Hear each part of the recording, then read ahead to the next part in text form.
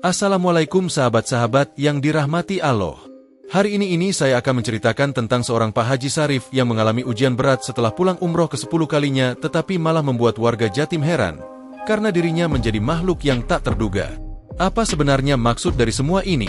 Dan mengapa kita perlu mendengar kisah ini sampai selesai? Namun sebelumnya saya sarankan untuk menuliskan sholawat Nabi Muhammad, agar kelak sholawat ini menjadi saksi untuk mendapat syafaat di akhirat. Like dan subscribe ke channel ini sangat membantu menyebarkan dakwah Islam dan menjadi amal jariah. Pak Sarif baru saja tiba dari perjalanan umroh yang ke-10. Ia adalah sosok yang dikenal religius dan dihormati oleh masyarakat desa di Jawa Timur. Hari itu, warga desa berkumpul di depan rumahnya untuk menyambut kepulangannya. Pak Sarif turun dari mobil dengan senyuman lebar, membawa buah tangan dan kisah-kisah penuh hikmah dari Tanah Suci. Namun, di balik senyum itu, ada sesuatu yang berbeda. Seminggu setelah kepulangannya, Pak Sarif sering bermimpi tentang seekor ular besar yang mengelilinginya.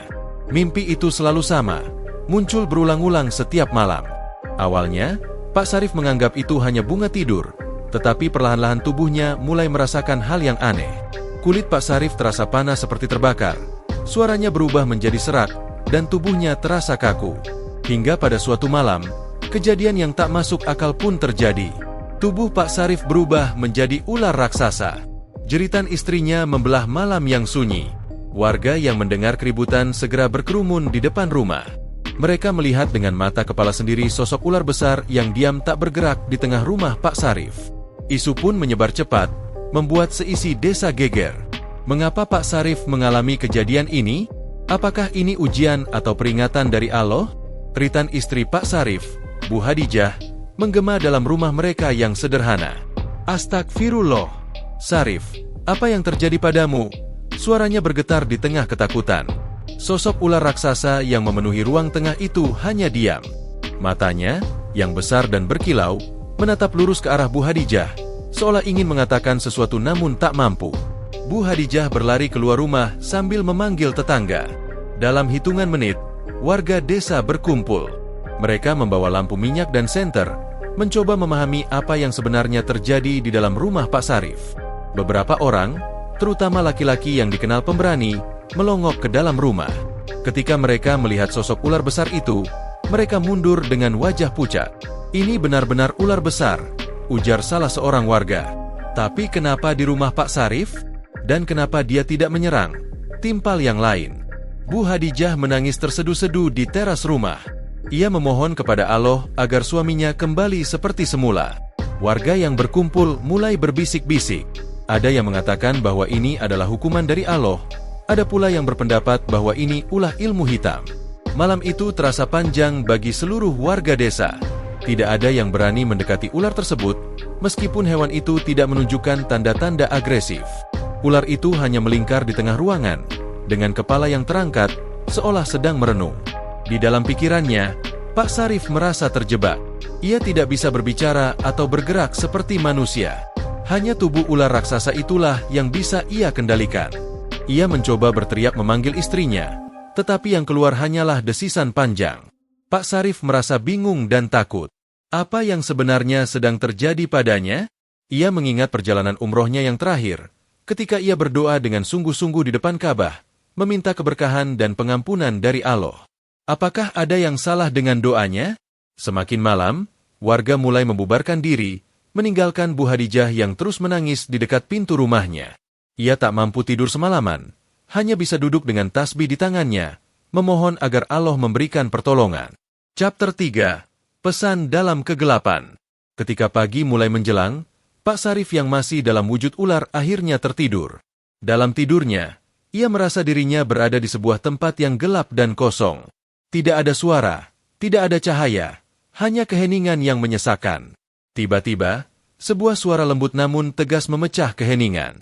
"Pak Sarif, tahukah engkau mengapa ini terjadi?"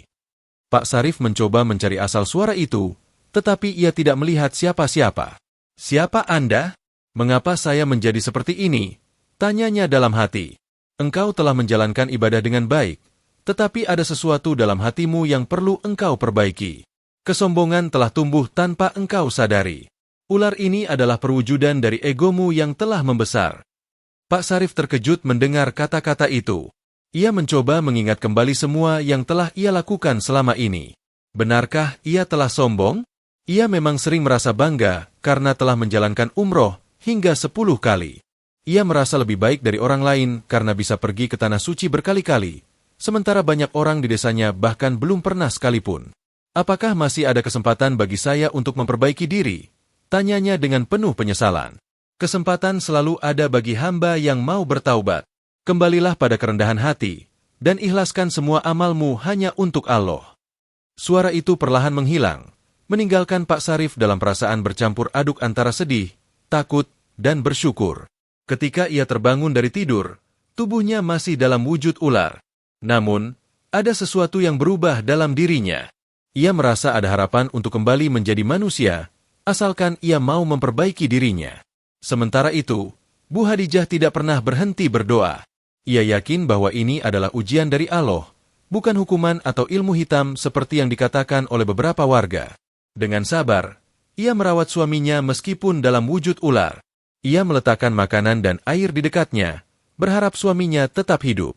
Setiap malam, ia menggelar sajadah dan berdoa dengan air mata yang terus mengalir. Ia memohon kepada Allah agar memberikan jalan keluar dari cobaan ini. Doanya yang tulus membuat warga desa mulai ikut bersimpati. Mereka berhenti menyebarkan gosip dan mulai mendoakan Pak Sarif agar segera sembuh. Dalam wujudnya yang tidak biasa, Pak Sarif merasa semakin dekat dengan Allah. Ia menyadari bahwa selama ini ia terlalu sibuk mencari pengakuan dari manusia, sehingga melupakan hakikat ibadah yang sejati. Mungkin ini cara Allah untuk mengingatkan saya, pikirnya dalam hati. Suatu malam, setelah hari-hari panjang penuh doa dan penyesalan, Pak Sarif merasakan sesuatu yang aneh. Ia merasa tubuhnya menjadi ringan, dan perlahan-lahan wujud ularnya menghilang. Ketika ia membuka mata, ia mendapati dirinya kembali dalam wujud manusia. "Ibu saya kembali," ujarnya dengan suara parau.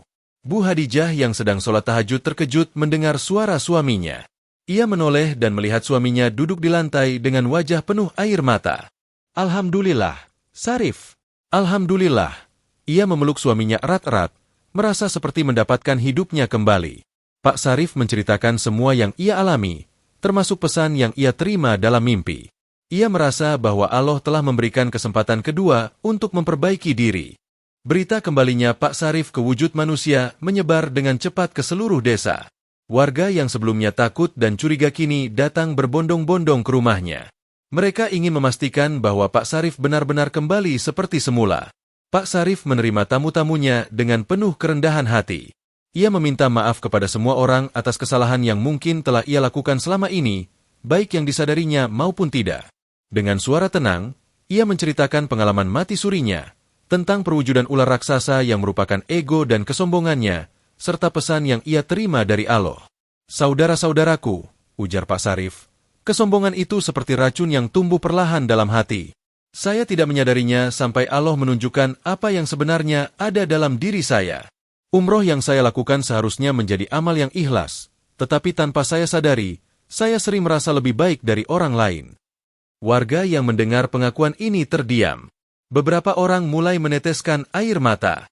Mereka menyadari bahwa kesombongan dapat menyusup ke dalam hati siapa saja, bahkan kepada orang yang terlihat taat sekalipun. Setelah hari itu, kehidupan Pak Sarif berubah drastis. Ia menjadi lebih sederhana dalam tutur kata dan perbuatannya. Ia tidak lagi berbicara tentang jumlah umroh yang telah ia jalani, melainkan mendorong orang-orang untuk memperbanyak amal dalam kehidupan sehari-hari.